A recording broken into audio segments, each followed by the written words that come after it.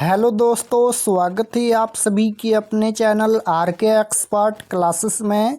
तो अभी की इस क्लास में हम लोग क्लास 10th के लिए हिंदी के 50 VVI महत्वपूर्ण ऑब्जेक्टिव क्वेश्चन देखेंगे जो आपके मैट्रिक बोर्ड परीक्षा 2027 में पूछा जाएगा। तो आप लोग इस क्लास में अंत तक बने रहिएगा। ये क्लास 10th के लिए हिंदी का क्वेश्चन पेपर है।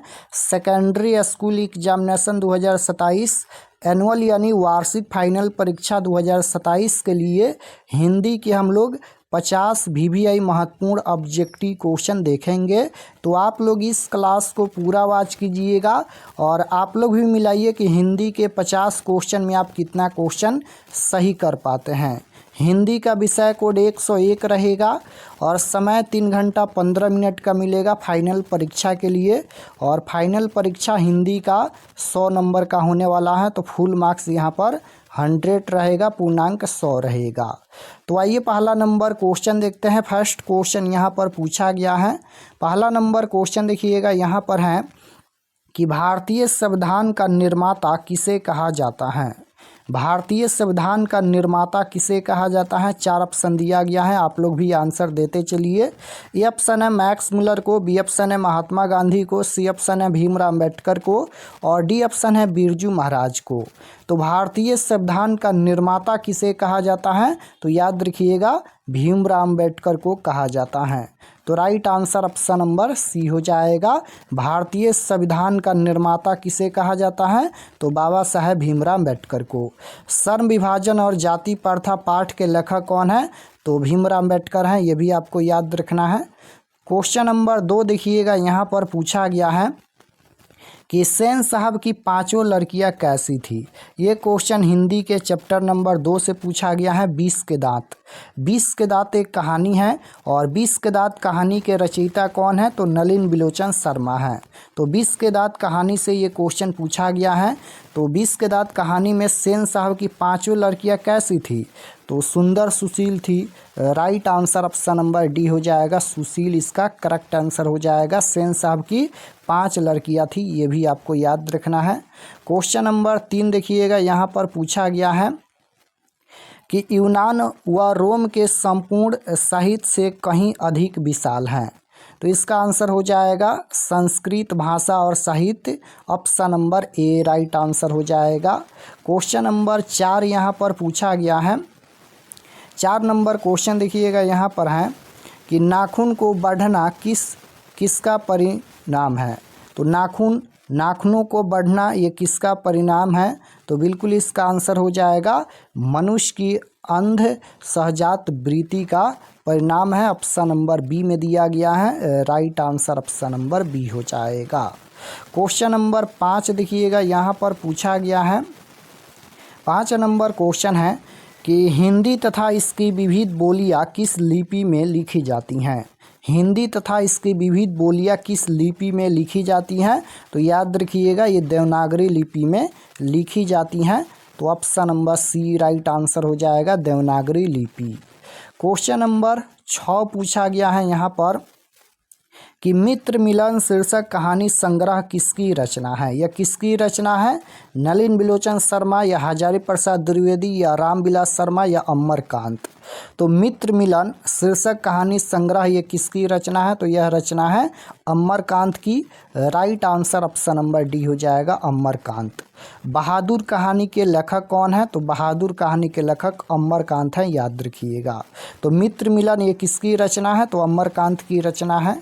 क्वेश्चन नंबर 7 यहाँ पर पूछा गया है कि लेखक की पत्नी के रिश्तेदार किस दिन आए थे। लेखक की पत्नी के रिश्तेदार किस दिन आए थे, तो याद रखिएगा रविवार को आए थे। और यहीं लेखक की पत्नी के रिश्तेदार रविवार को आते हैं और बहादुर पर 11 रुपये चोरी का आरोप लगाते हैं। बहादुर पर 11 रुपये चोरी का आरोप लगा था। तो चोरी का आरोप कौन लगाते हैं बहादुर पर, तो लेखक के रिश्तेदार लगाते हैं और यहीं रविवार को आए थे। तो right answer option number a हो जाएगा। क्वेश्चन नंबर 8 यहाँ पर पूछा गया है।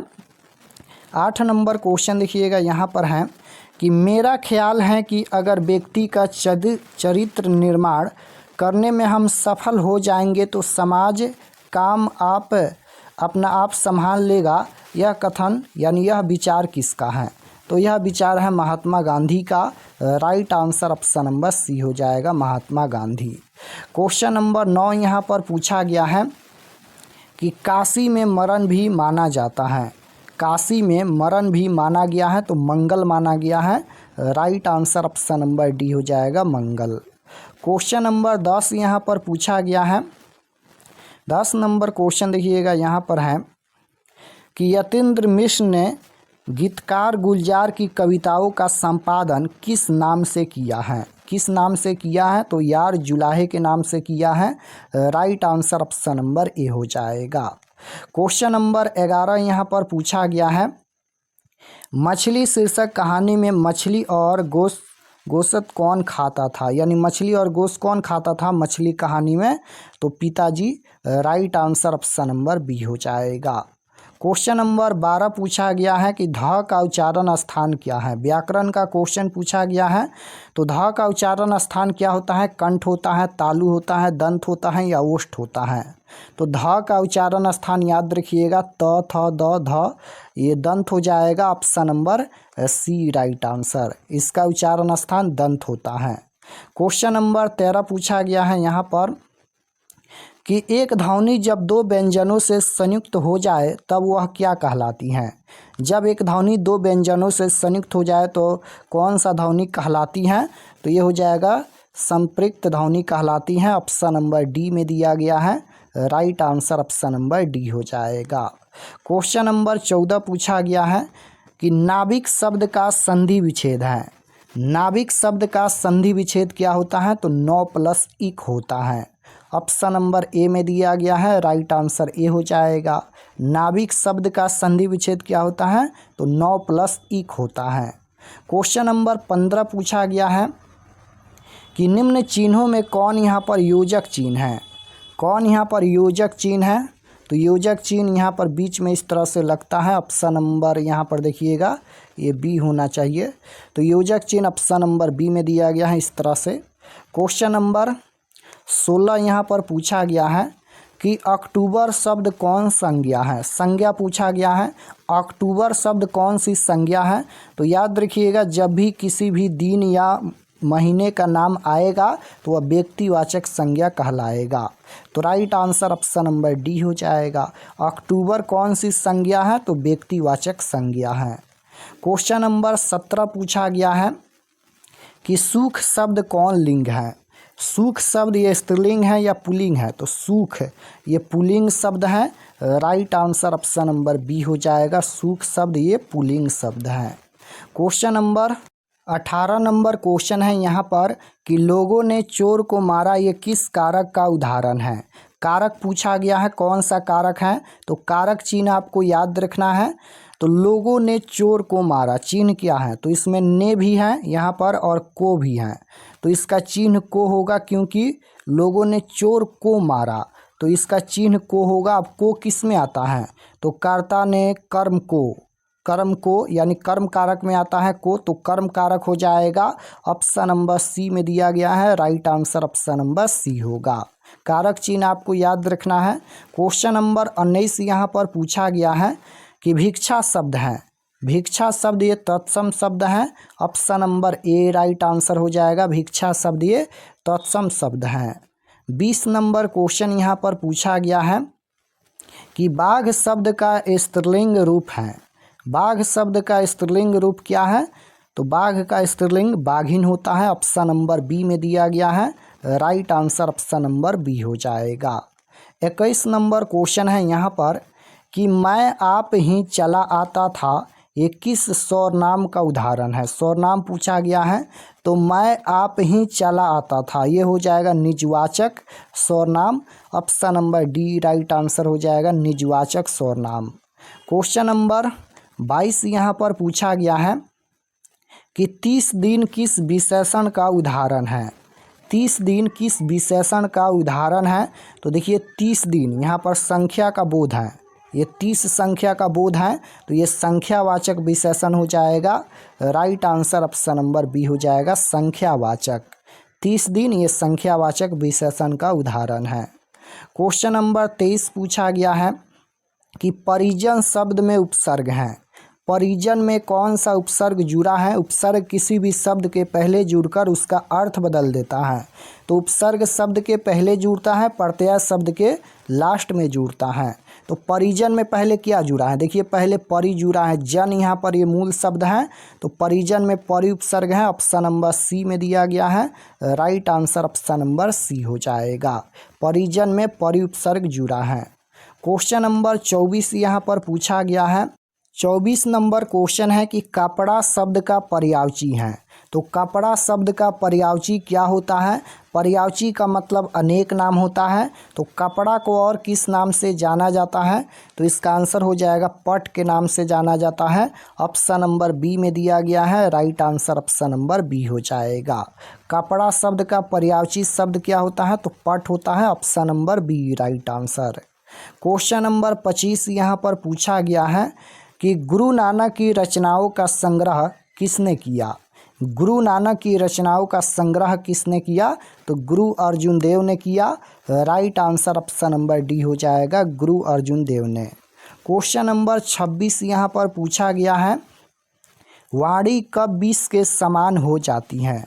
वाणी कब विष के समान हो जाती हैं? तो राम नाम के बिना। Right answer option number a हो जाएगा। क्वेश्चन नंबर 27 पूछा गया है, कबीर रसखान किस राजवंश में उत्पन्न हुए थे? कबीर रसखान ये किस राजवंश में उत्पन्न हुए थे? तो याद रखना है पठान राजवंश में। Right answer option number B हो जाएगा। पठान राजवंश में कबीर रसखान उत्पन्न हुए थे। क्वेश्चन नंबर 28 है कि घानानंद रचित अत्यंत प्रसिद्ध क्या है? यानी घानानंद के द्वारा रचित अत्यंत प्रसिद्ध क्या है? तो स्वयंवर और घानाक्षरी हैं। Right answer option number D में दिया गया है। Option number D right answer. 29 number question है यहाँ पर कि विरह लीला किनकी रचना है? विरह लीला ये किनकी रचना है? तो यह रचना घानानंद की है। Right answer option number a हो जाएगा। क्वेश्चन नंबर 30 यहाँ पर पूछा गया है कि बद्री नारायण चौधरी प्रेमधन की रचनाएं किस नाम से संग्रहित हैं? किस नाम से संग्रहित हैं? तो प्रेमधन स्वर से। ऑप्शन नंबर सी में दिया गया है। Right answer option number C हो जाएगा। क्वेश्चन नंबर 31 है कि युगवाणी किसकी काव्य कृति है? युगवाणी किसकी काव्य कृति है? तो ये हो जाएगा सुमित्रा नंदन पंत की। युगवाणी किसकी कृति है? तो ये सुमित्रा नंदन पंत की। तो यहाँ पर ये हो जाएगा सुमित्रा नंदन पंत। ऑप्शन नंबर बी में दिया गया है। क्वेश्चन नंबर 32 देखिएगा, पूछा गया है यहाँ पर कि सिंहासन खाली करो की जनता आती है किस कविता की पंक्ति है? ये जो पंक्ति लिखा गया है सिंहासन खाली करो की जनता आती है, यह पंक्ति किस कविता से लिया गया है? तो ये जनतंत्र का जन्म कविता से लिया गया है। Right answer option number a हो जाएगा। क्वेश्चन नंबर 33 देखिएगा, पूछा गया है कि सचिनानंद हीरानंद वत्सायन अज्ञाय के पिता का क्या नाम था? तो सचिनानंद हीरानंद वत्सायन अज्ञाय का पिता का नाम पूछा गया है, तो डॉक्टर हीरानंद शास्त्री था। Right answer option number B हो जाएगा। 34 नंबर क्वेश्चन है यहाँ पर कि धूप बरसी पर अंतरिक्ष से नहीं फटी डॉट डॉट यहाँ पर रहेगा, तो इसमें हो जाएगा मिट्टी से, यानी धूप बरसी पर अंतरिक्ष से नहीं फटी मिट्टी से। राइट आंसर सी हो जाएगा। 35 नंबर क्वेश्चन है कि चक्रव्यूह किनकी रचना है? चक्रव्यूह किनकी रचना है? तो चक्रव्यूह ये कुंवर नारायण की रचना है। Right answer option number D हो जाएगा। चक्रव्यूह किनकी रचना है? तो कुंवर नारायण की रचना है। 36 नंबर क्वेश्चन देखिएगा, पूछा गया है यहाँ पर कि श्रीनिवास जी का जन्म कहाँ हुआ था?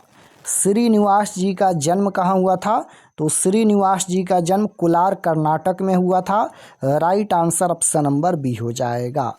दही वाली मगम्मा कहानी के लेखक कौन है? तो श्रीनिवास हैं, याद रखिएगा। श्रीनिवास जी का जन्म कोलार कर्नाटक में हुआ था। क्वेश्चन नंबर 37 देखिएगा, पूछा गया है यहाँ पर कि लड़का अगर कुछ उद्यम करता है तो उसे माना करने का हक मुझे नहीं है, यह किसने कहा? तो यह किसने कहा? तो नजम्मा ने कहा। Right answer option number C हो जाएगा, नजम्मा। क्वेश्चन नंबर 38 पूछा गया है यहाँ पर कि तुरई के फूल की तरह खिल खिलाकर हंसते लोग सहसा मुरझा गए, यह पंक्ति किस कहानी की है। यह जो पंक्ति लिखा गया है ये किस कहानी से है, तो ढहते विश्वास कहानी से है। Right answer option number D हो जाएगा, ढहते विश्वास कहानी। बारी बारी से गांव के लड़के किसकी निगरानी कर रहे हैं, तो राइट आंसर हो जाएगा दलई बांध की, ऑप्शन नंबर ए राइट आंसर। 40 नंबर क्वेश्चन पूछा गया है यहाँ पर, मंगू की माँ अस्पताल के लिए किसकी उपमा देती थी।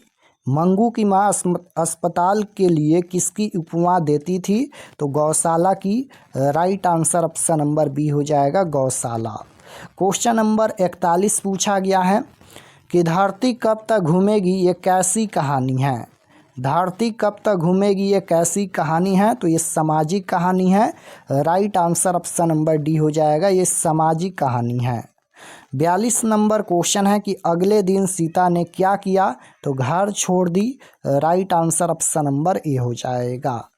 पपाती बेहोश क्यों पड़ी थी। पपाती बेहोश क्यों पड़ी थी, तो तेज बुखार के कारण। Right answer option number C हो जाएगा, तेज बुखार के कारण। 44 नंबर क्वेश्चन है, मंगू कब से पागल है। यहाँ पर मंगू ये कब से पागल है, तो याद रखिएगा मंगू ये जन्म से ही पागल और गूंगी लड़की हैं। Right answer option number D हो जाएगा, जन्म से। 45 नंबर क्वेश्चन है यहाँ पर, पागलों के अस्पताल में उपद्रवी मरीजों को कैसे रखा जाता था, तो कमरे में बंद कर रखा जाता था। राइट आंसर सी हो जाएगा।